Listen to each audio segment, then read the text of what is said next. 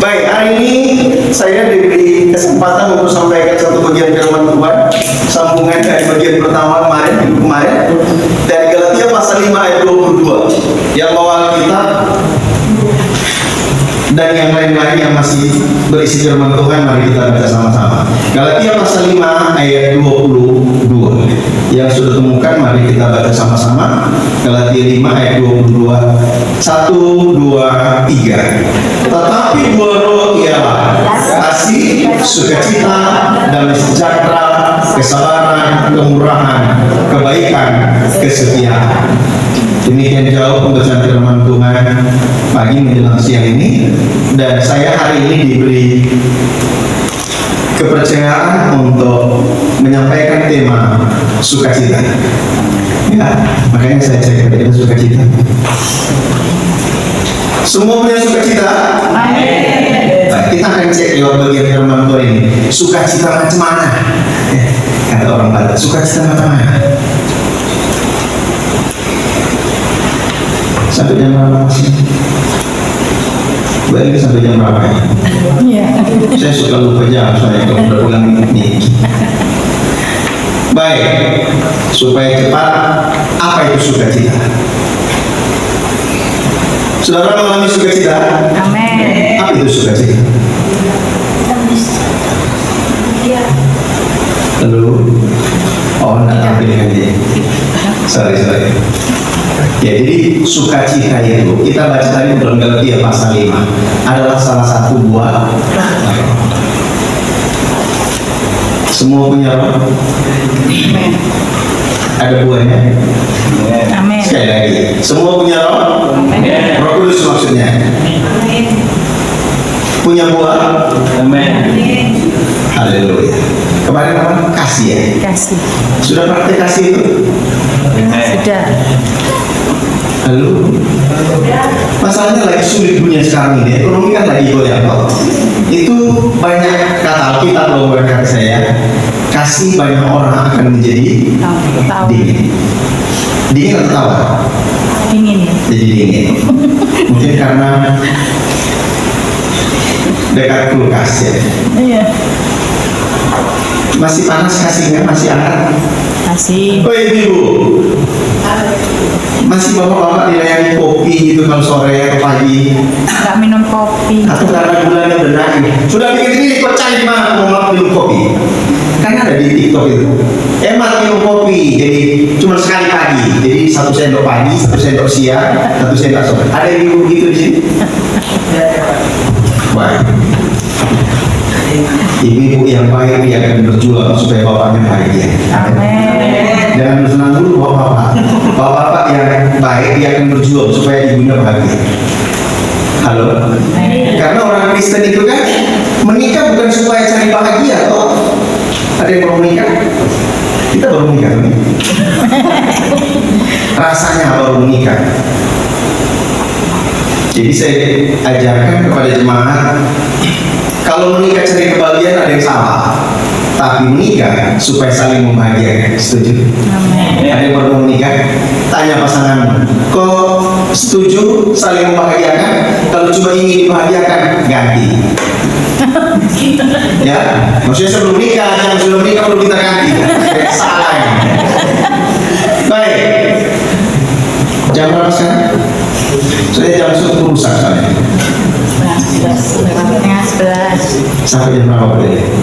Sampai jam 12, Pak. Pak Yanto yang bertanggung jawab sisanya. Baik. Jadi sukacita itu salah satu buah roh. Ya. Jadi kalau tidak ada rohnya, tidak mungkin ada buahnya. Amin. Pertanyaannya, bagaimana supaya kita punya roh itu? Halo. Nah, dalam teks ini kita akan lihat, ya, nanti itu bagian kedua. Kita masuk bagian pertama dulu. Apa itu sukacita?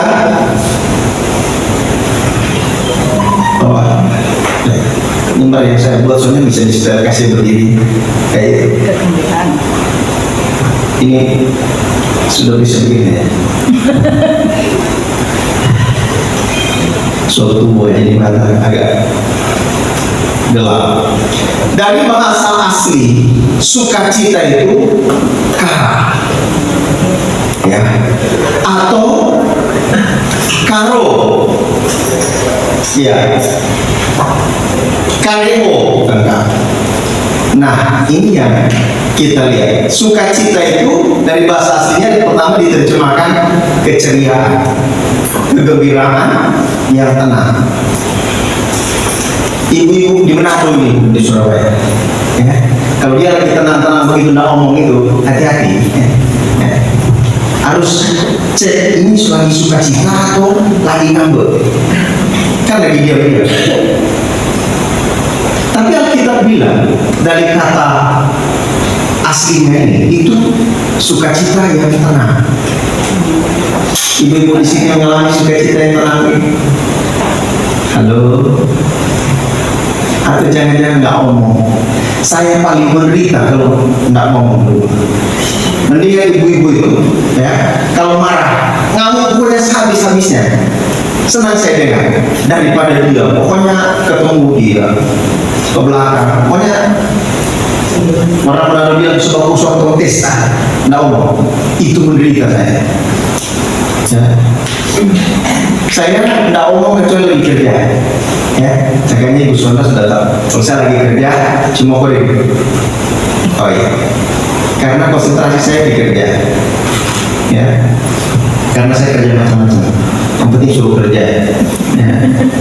Potong kayu oke, pokoknya campur spesi oke dan lain-lain. Ya. Tapi kalau dia lagi di rumah, tidak ada kegiatan lain, tidak ada pekerjaan, tapi tidak omong, aduh, ini karena uang sedikit atau apa ya? Mikir ya, saya buat salah apa kira-kira? Nggak tahu apa yang lain, tapi saya seperti itu. Ya, jadi kalau ibu-ibu sudah nggak omong, ya, saya hanya bisa Tuhan tolong. Karena ada tipe ibu-ibu yang kalau dia lagi ngambek, jangan diajak omong katanya. Ada teman pendeta di Manado, aduh Pak Cik, kalau dia lagi diam jangan diajak omong. Gitu. Saya paling menderita kalau tak omong. Ya. Karena mungkin dulu tinggal di tepi pantai, jadi mau angin mau pokoknya keras gitu, ombaknya keras gitu. Ya. Nah, kita balik ke sukacita. Jadi sukacita yang dimiliki oleh orang Kristen itu berbeda dengan sukacita di luar Tuhan. Orang di luar Tuhan biasanya sukacita waktu mana? Waktu senang, waktu gajian, ya. Masih body seperti Coca-Cola, sukacita. Tapi setelah berubah seperti gas 3 kilo, tidak sukacita. Saya terus belajar sampai hari ini, tetap sukacita. Jadi ada uang, saya tetap sukacita. Ibu soal aja ya, mungkin nggak sukacita kalau nggak ada uang. Karena dia belanja soalnya. Saya kan nggak cuma makan aja. Tapi Alkitab mengajar kita, nanti kita cari tahu sama-sama. Apa sih rahasianya sehingga dalam suka dan duka orang Kristen itu tetap sukacita? Karena 1 Tesalonika kan mengajari kita loh, bersukacitalah senantiasa. Jadi ada uang, tidak ada uang, mau sendiri, mau banyak orang, tetap sukacita. Halo? Ini tak nyinggung, tapi nyindir. Nah, jemaat yang dikasihi Tuhan, orang yang bersukacita itu kelihatannya tidak punya beban, betul? Orang tidak tahu orang ini punya masalah enggak sih. Pokoknya senyum, ramah, itu kan tanda orang sukacita. Tapi coba kalau tidak ada sukacita, mah bikin kopi sembarang mulut itu, tidak kencang bikin kopi lagi. Tapi belum dimenang, bukan di Surabaya. Saya belum dengar soalnya di Surabaya. Nanti kalau aku sudah dengar, aku makan di sana. Ini ibu di Surabaya. Saudara dikasihi oleh Tuhan. Sukacita itu diterjemahkan seperti itu. Tapi dari sukacita ini rupanya dari akar kata kairo, ya, itu diterjemahkan selamat tinggal. Selamat tinggal apanya? Halo. Jadi sesuatu yang menghambat kita mengalami sukacita surgawi, tinggalkan. Karena kalau kita tidak tinggalkan hal hal itu, maka kita tidak akan mengalami yang namanya sukacita. Di ayat sebelumnya dalam ayat 19, hal-hal kedagingan dapat membuat kita tidak mengalami sukacita itu. Nah, di ayat 19 dibilang apa? Ayat 19, perbuatan daging telah nyata, yaitu percabulan, kecemaran, hawa nafsu. Jadi orang Kristen yang masih otak cabul, ya, saya bilang dengan satu teman perempuan, kenapa orang tertentu bisa melihat sesuatu itu lebih dari warna aslinya? Bisa ngerti? Perempuan yang biasa-biasa, cowok yang biasa-biasa, lihat, wih, sampai dia nyangkut di batu, pas, wih, ini hati-hati, ya. Ini ada roh yang namanya roh cabul, yang dalam tulisan lain, roh najis. Ini biasanya menyerang orang muda, tapi rupanya opa-opa juga diserang itu. Halo opa. Saya punya teman-teman opa semuanya. Dulu waktu bikin kapal di itu, teman saya opa-opa. Karena istrinya jauh di pulau sana, nah tiap hari Sabtu dia cari tempat itu. Kalau di sini semacam gangguan apa namanya? Wih, opa-opa. Saya bilang, wah pace, masih kuat kan? Tenang. Wih. Tapi opa-opa gila di Surabaya. Halo, ini di Telaut banyak. Nanti kalau di Telaut baru di Surabaya, Surabaya mana ya? Tapi kalau ada orang semacam ini, saya kasih tahu, dia tidak akan mengalami yang namanya sukacita Allah. Karena apa? Roh Tuhan tidak tinggal di dalam dia. Halo? Jadi segala sesuatu yang merupakan kedagingan dalam hidup orang Kristen, ini akan menghalangi kita mengalami sukacita Allah. Tapi kalau kita melekat dengan Tuhan, belajar dari Daud, dikepung oleh tentara, Daud bilang apa Mazmur 27, sekalipun bangsa-bangsa melawan bangkit melawan aku, dalam hal itu aku tetap percaya. Haleluya. Dikejar-kejar anaknya sendiri, Daud tetap suka cita. Karena apa? Dia melekat dengan Tuhan. Kita semua melekat dengan Tuhan. Coba tanya samping kiri kanan, kamu melekat dengan Tuhan berarti? Kalau kita melekat dengan Tuhan, bukan berarti tinggal di gereja terus, bukan. Tapi di mana saja kita berada, ya, kita ada dalam sukacita itu, ada dalam semangat. Ceritakan tentang firman. Kira-kira kita kalau ngumpul-ngumpul 2-3 orang, 4-5 orang, apa yang kita ceritakan? Woi, penonton bola di mana tidak? Di tempat itu rumah kami itu dekat pangkalan ojek. Wih, jam 4 pagi ribut. Nonton tidak? Sama-sama nonton, tapi sama-sama ribut. Apa itu waktu zaman kampanye? Wih, pokoknya seperti orang dekat dengan Prabowo, keras semua. Wih, ngomongnya kan keras-keras, orang sana kan keras-keras, orang Jawa kan agak lembut ya. Yang lain, tapi ada satu-satu juga lebih parah dari orang sana. Kemarin aku baru lihat ibu cerita di Garut ya. Aku bilang, nih, rupanya ada juga yang ribut begini di sini. Itu cuma ini tuh yang ribut begini. Wih, beda tipis sama orang Manado. Suka apa ini orang-orang itu? Saya nggak seperti itu kan, Diga. Orang Jawa kalau ngomong, woi, kalau orang Manado, woi, Mio, itu ibu-ibu. Di sini kan nyala. Nanti kemarin itu aku lihat ada pula ibu-ibu itu di sini. Untuk istriku nggak seperti itu. Saya rupanya. Kita masih di arti sukacita ya. Kita ada 4 poin hari ini, apa 3? Nanti Pak Yato bisa geser kursi kalau sudah lewat jam 12. Diterjemahkan apa? Salam. Ini yang saya bingung. Kok ada arti salam dari kata Kairo? Artinya apa? Tanda yang berikut orang punya sukacita. Senang bilang nih. Good morning, mami. Good morning, papi. Selamat siang, Ma. Selamat siang, Pak. Masih senang bilang ini? Masih. Atau bangun tidur karena pengaruh mimpi buruk? Apa kau? Ada begitu? Langsung dari, Pak, tolong dulu sebentar, kita doa dulu ya. Ada mimpi apa tadi, Ma? Halo? Senang berikan salam. Dan salam orang Kristen itu apa? Shalom. Shalom. Artinya apa? Salam. Wih, senang sekali kalau tidur bangun pagi-pagi nih. Shalom mami. Wih. Pernah praktek? Shalom sayang. Praktekkan sampai putih rambut itu, sampai opa-oma praktek. Dan itu indah sekali. Ya.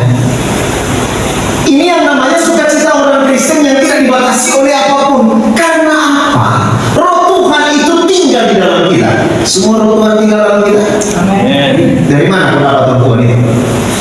Itu. Halo? Apa karena masuk gereja? Saya baca gereja ini kok jadi gemis, Mas? Ya, gereja Metodis Injil Solapide Surabaya. Kok jadi gemis gereja?